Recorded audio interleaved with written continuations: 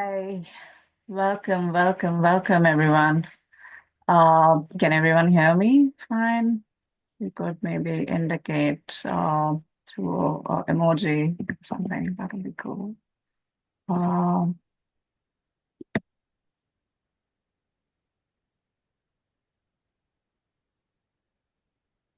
all right.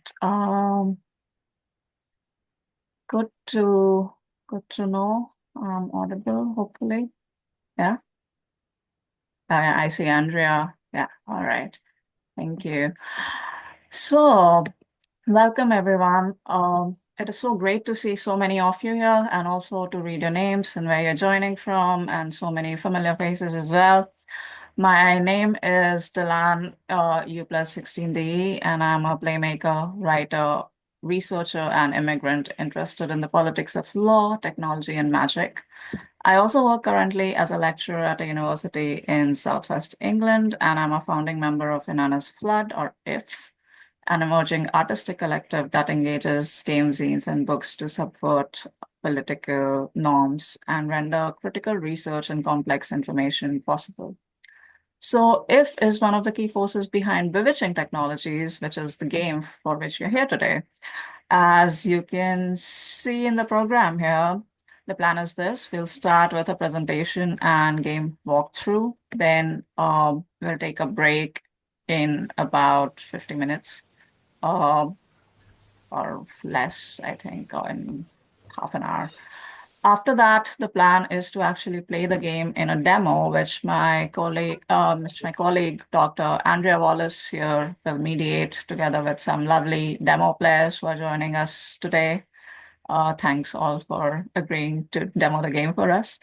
You're also invited to play along and join this demo game, everyone in the room. And at noon GMT, we shall take a break again and reconvene at 10 minutes past for a laid back and interactive panel discussion and Q&A with the game development associates. It would also be great to hear about your experience playing the game then. And the last 10 minutes of today's event, we'd also love to know more about how you imagine using the game in your context and settings. So if all that sounds good, yeah. All right, then, without further ado, then let's begin.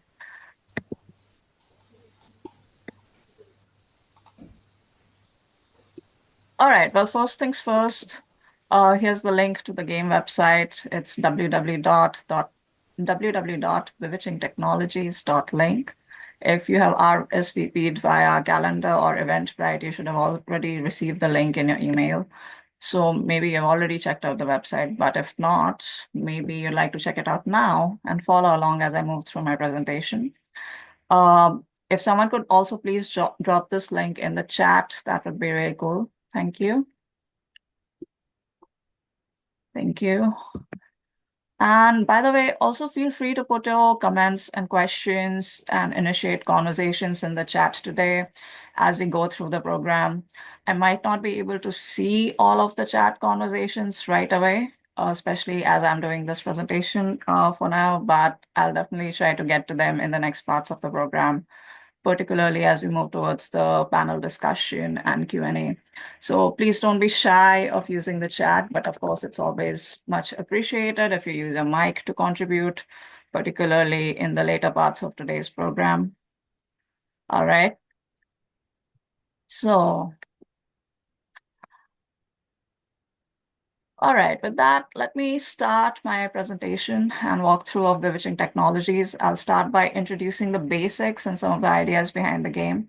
Then I'll move on to the key game components. Afterwards, I'll introduce the people behind the game. And lastly, do a game walkthrough highlighting all the key features in the game.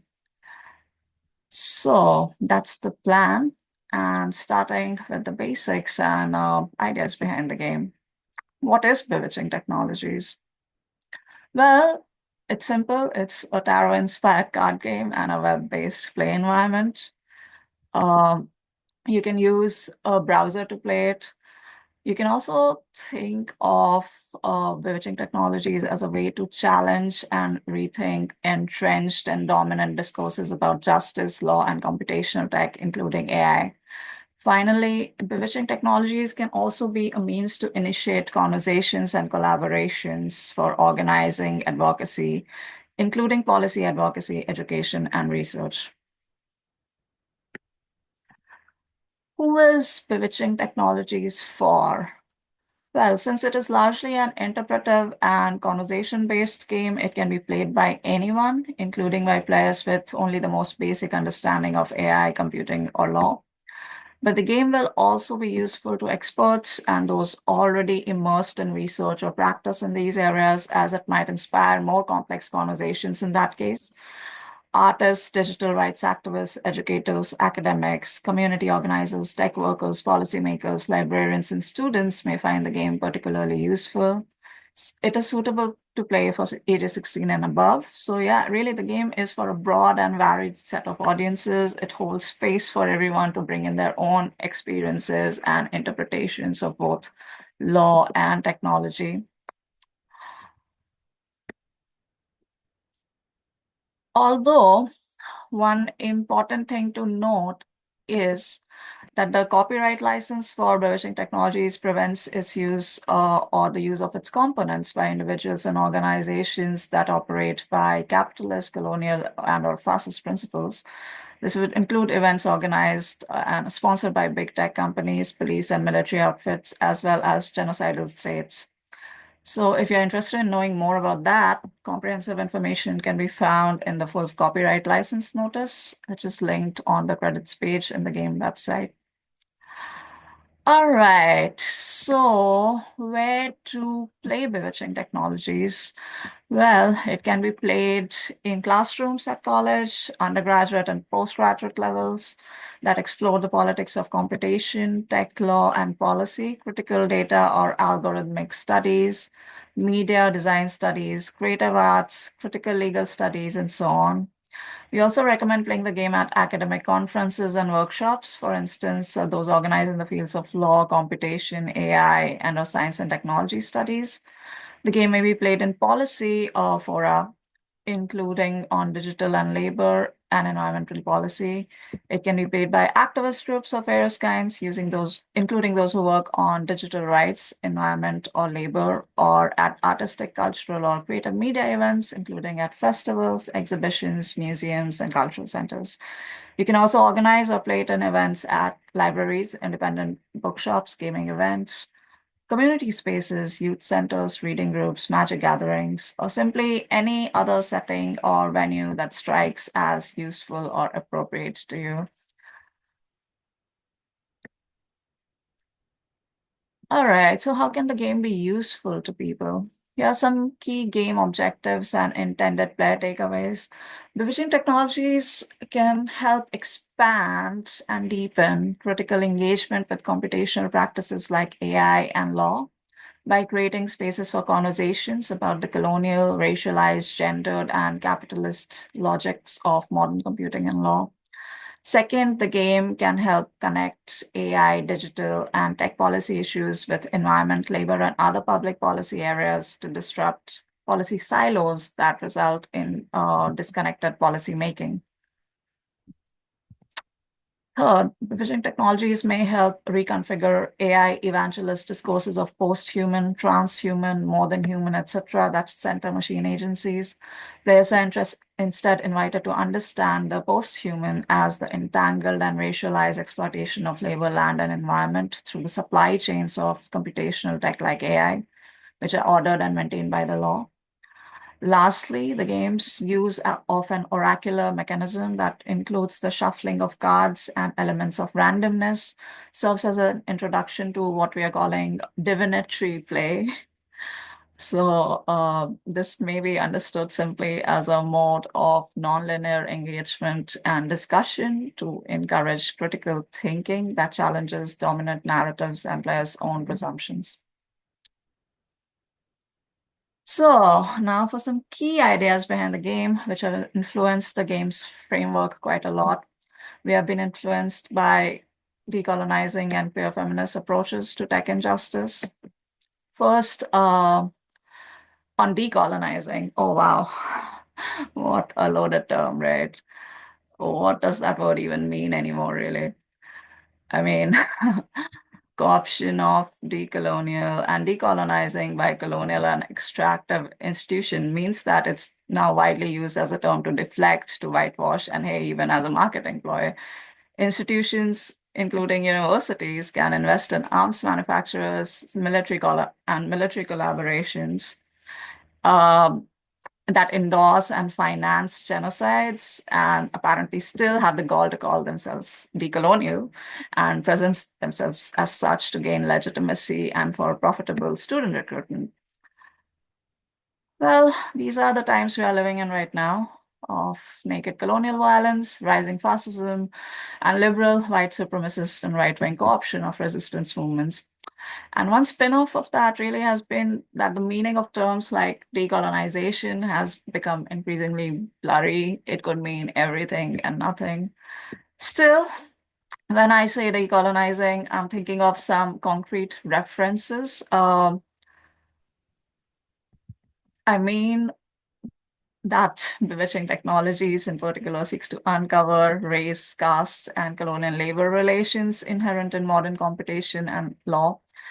And for this, I draw on the works of scholars like Dr. Syed Mustafa Ali, who has written extensively on decolonial computing and labor and how it operates, as well as Professor Kavita Philip on exploitative power relations between global North and South embedded in post-colonial computing.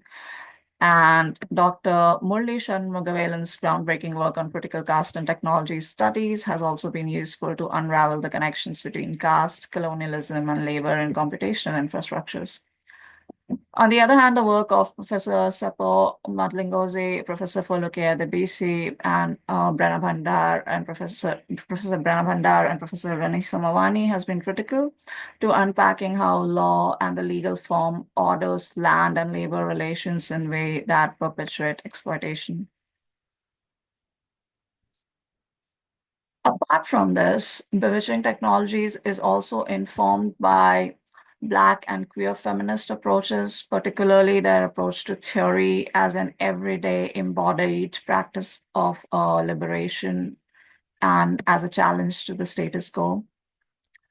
As a game, bewitching technology seems to bring up what seems like grand theoretical ideas sometimes, and that can seem quite daunting and honestly quite irrelevant sometimes, also, or maybe more often than sometimes, in a world where everyday violence of states, of economic systems, white supremacy, patriarchy, cis and heteronormativity, ableism, racism, casteism, etc., they've all become the norm. Still, I've tried to write and present theory in a way in the game which contextualizes and recontextualizes all of these violences without becoming too rigid. In this, I also hope to offer through the game some ways of escaping them. I found working and, well, playing from really a place of frustration coming into and staying with our bodies and their suffering in an unjust world. All of this is quite useful, frankly, to avoid the abstraction and violence that high theory rooted in abstraction keeps upon us. And in this, I'm quite inspired by the work of Sarah Ahmed, who reminds us that theory can do more the closer it gets to the skin, and that theory should always be relevant to ordinary life. I'm also drawn to the work of Bell Hooks, who in her article, Theory as Liberatory Practice, begins with these simple but powerful words. She says, quote, I came to theory because I was hurting. The pain within me was so intense that I could not go on living. I came to theory desperate, wanting to comprehend, to grasp what was happening around and within me. Most importantly, I wanted to make the hurt go away. I saw in theory then a location for healing.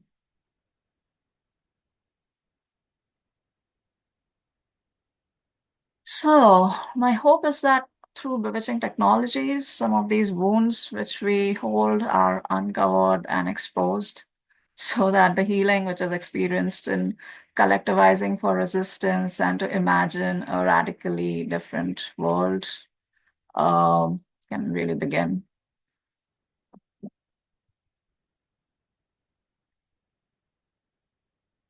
All right. And another key idea behind bewitching technologies is that we approach both computation and law as technological forms, technologies that are bewitched and that bewitch us. Although we don't often think of law as technology, it is in fact a very technical form, like computational code is. There are, of course, differences, but still, it can be useful to think about law as technology, to see what it reveals about its relationship with other technologies like computation, and it's imperative to govern them, right? So, in this, I draw on the work of um, Professor Tranter and Professor Sheila Yasanov. Tranter unpacks Mary Shelley's story of Frankenstein's monster as symptomatic of the wider Western cultural approach to the relationship between law and technology. In doing this, he calls for a movement away from discourses of law and technology as competing orders and instead asks us to approach law as technology. The flip side to this is, of course, our approach to computation as technology, which in dominant parlance has become increasingly dematerialized and removed from material relationships of power, relations which implicate labor and land. So, Bewitching technology seeks to challenge the perceived immateriality of computational technologies, drawing on the important works of Professors Mariam Aurag, Sada Gurses, Monica Halcott, and Jennifer Gabrys.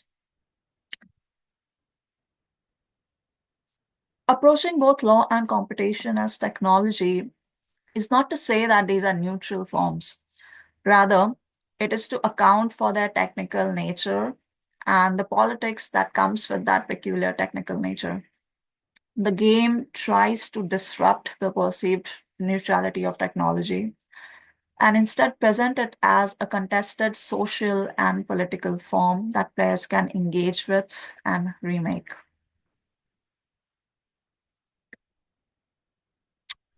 Also, to briefly sum up the other ideas behind Bewitching Technologies, we want to move digital tech and AI policy beyond entrenched discourses dominated by overrepresented stakeholders like lawmakers and policy institutions.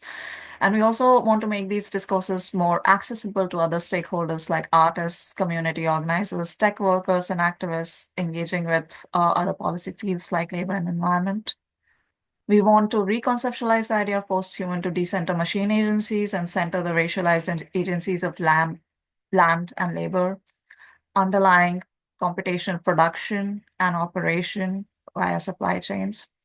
Lastly, the idea behind the game is also to explore the possibilities of what a divinatory play. What is it? We'll find out. As a critically speculative and embodied methodology, which can expand imaginaries for building movements for resistance against oppressive violence. All right, so those were the key ideas behind the game. And now that we have contextualized it a bit more concretely to the game itself, I'll talk a bit more about some of the key game components. So, first, as a general overview, Bewitching Technologies is a narrative driven game which requires players to interpret cards. Some have called it a cross between Dungeons and Dragons and Tarot. So the game can be played in both online and offline settings. It involves posing questions to an oracle, which is basically a card deck with visual and textual elements. Players formulate and ask a question through one of the three play modes by theme, by guiding character, and unstoried play. Players then shuffle and draw the oracle cards. The main goal is to discuss and interpret the cards in response to the question posed. Afterward, players are invited to write a manifesto or a prayer to consolidate and share their insights beyond the gameplay. So as mentioned before, a key component of the game is posing questions to the oracle. So what is it? What is the oracle?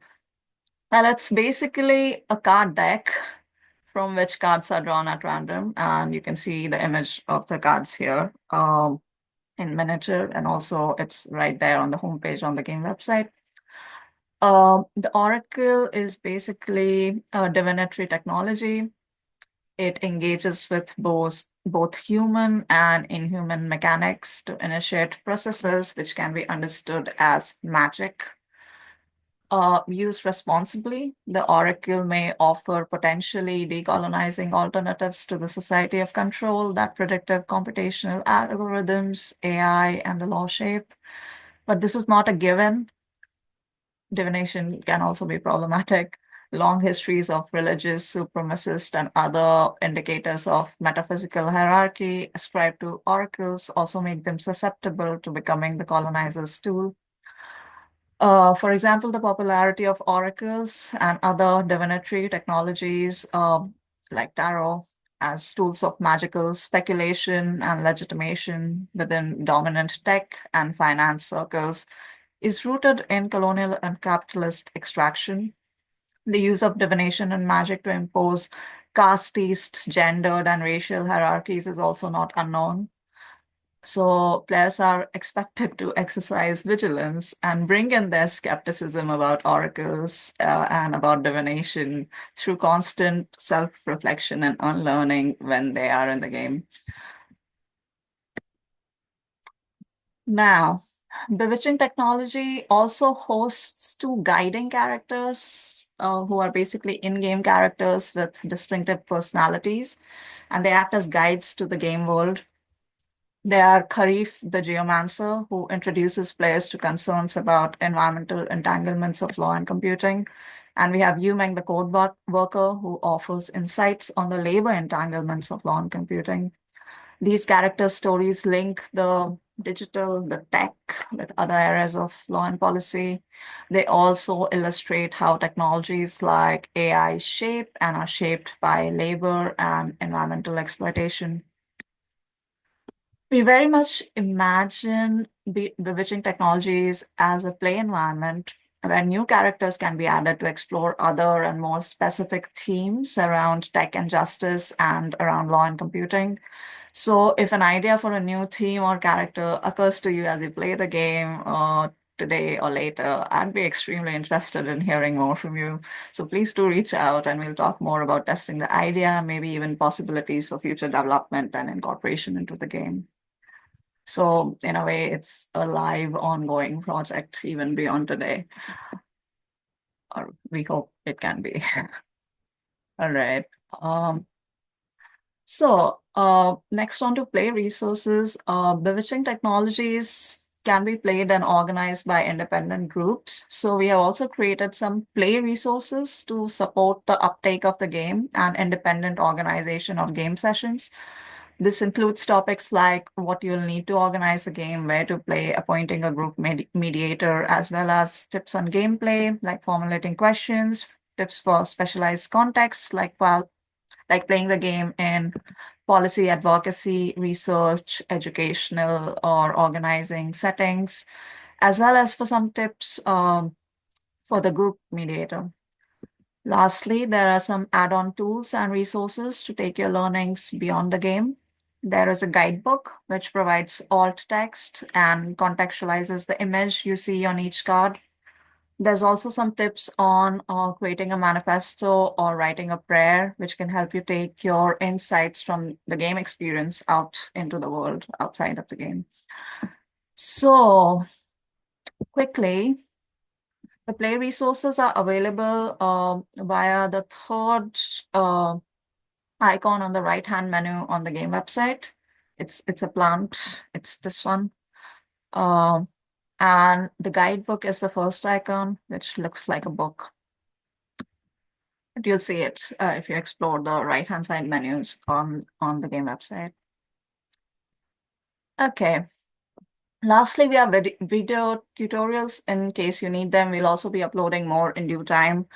We have an online community hosted on Discord to connect with other Bewitching Technologies players, organize game events, and share resources. All links are available on the About page on the game website if you scroll to the bottom.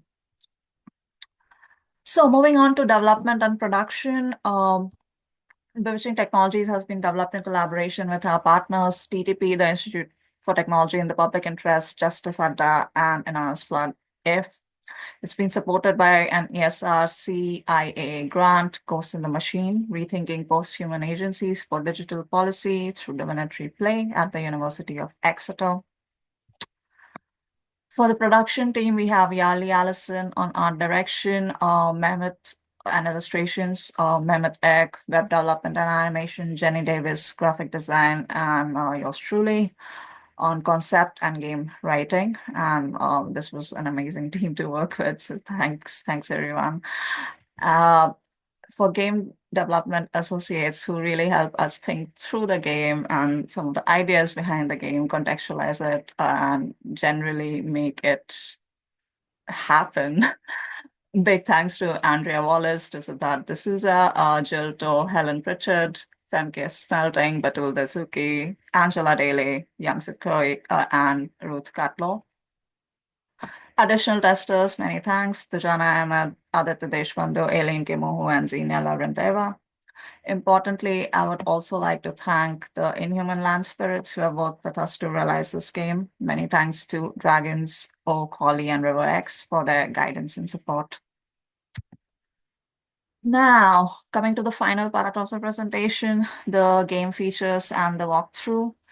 So just starting up, when you go to the link, you will see the landing page like this, and it has a short description of the game and a content warning, some game reviews.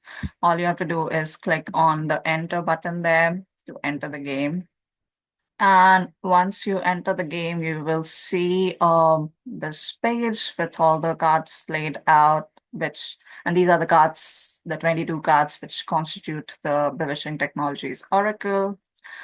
Um, and you'll also see the different menus on the top right of the game and the bottom right. So just to mention that the game is browser-based for accessibility. It is integrated with on-screen instructions to minimize any prior prep you need, and it encourages the organization of game sessions independently by the interested players. And you can click on the icons to explore the top and right-hand menus right there in the circles. And the right-hand menu icons contain player resources, guidebook, community, and options for facilitation support. The top menu is about credits and contact. You can explore the Oracle by clicking on its cards. So, just click on a card, you'll see the picture magnified along with a caption which describes it. And you're very encouraged to do that. The game can be used for both solo and group play. Group and solo play mirror each other. Pen and paper are needed to play at all times. Group play will require the group to choose a group mediator from amongst themselves who steers the group through the game by sharing their screen, timekeeping, moderating, etc. So basically, in group play, all players have to look at the same screen while playing. And tips for the group mediator can be found in play resources. The next step in the game is to choose a play mode. So you can choose a play mode by theme. Play mode is basically allows you to explore different stories within the game, your choice of play mode. By theme allows you to pick a theme that interests you. We have two themes right now: labor entanglements of computing and law, environmental entanglements of computing and law. We'd love to think more through this and expand the number of themes available on the game. So talk to us. Um, Second, by guiding character, each character will guide you through a different theme. You'll learn more about your guiding character as you interact with them. We have Kharif, the geomancer, and Yuming, the code worker, as guiding characters. And the third play mode you can choose is unstoried play, which basically has no set theme or guiding character. So it's kind of the basic, which you can use to overlay your own themes and ideas as you are playing the game without any external kind of imposition on that. All right. The next thing you can do in the game is meet and interact with the in-game characters. So your choice of play mode will lead you to a guiding character who will tell you about the Oracle and their story. You can choose from the dialogue options to advance the story, reflect on the conversations you have with your guiding character, and that is very encouraged in the game. The next thing we do in the game is to formulate and pose a question to the oracle. Basically, as long as you're following the on-screen instructions, you'll be able to formulate a question, or you can do it without. You can also look at some of the exemplar questions to find inspiration for your own. And all of this is within the game. As you are playing it, it will come up. And write down your question using pen and paper. Next thing to do is choose a pattern to draw and place the oracle cards. You can explore your question, which you pose to the oracle through the dimension of space and time, and that's what patterns do. So first we have the pattern on the left side, the triangular time pattern, which tells us about future, present, past. And then on the left side, we have the four directions pattern, which goes south, east, north, and west, and exploring it through time and space. Then you can shuffle and draw the cards to fill all the positions of your chosen pattern. Make time to interpret and reflect on the cards you have received. So follow the on-screen instructions to interpret and reflect on the oracle cards before you in light of your question. You will need pen and paper for this. And this is one of the key parts of the game as players think through and reflect on what they're seeing on in the cards, the images they see, their meaning, symbolism, etc. Create space for discussion. If you're in a group, you can share and discuss your reflections. Look for the emergence of a response to your question in these reflections and discussions. Note individual and collective insights that come up, and then you can conclude the game. And this is also the other important part. Discussion and interpretation is really the core, the crux of the game. So um, that's hopefully what one of the key takeaways will be. All right, beyond the game, once you have concluded the game, you can create a manifesto, write a prayer, screenshot and share, or add and review. So, manifesto or a prayer can be useful to formalize ideas or commitments or consolidate your insights and learnings from the game. Or they can be used to create outputs for use beyond the game, for example, in educational settings or for research or for organizing. For what we mean by manifesto and prayer and for tips to how to create one, please see the Play Resources document. It's again on the right-hand menu. And of course, you can take a screenshot of the cards, share it, give us reviews and feedback. I'd love to hear from you. All right, so that's it for my presentation. Thanks for listening. That's pretty much what the game is. And now the plan is that we'll take a break for 10 minutes. And when we come back, Andrea will lead us into the game demo. So we'll play the game. You're all invited to join us for the game, and that will happen in 10 minutes from now. Please do come with pen and paper if you want to play, and or you can just choose to watch and follow along. So it's really up to you. Uh, But I do think we have a core group of demo players who have volunteered to play, so they will definitely play.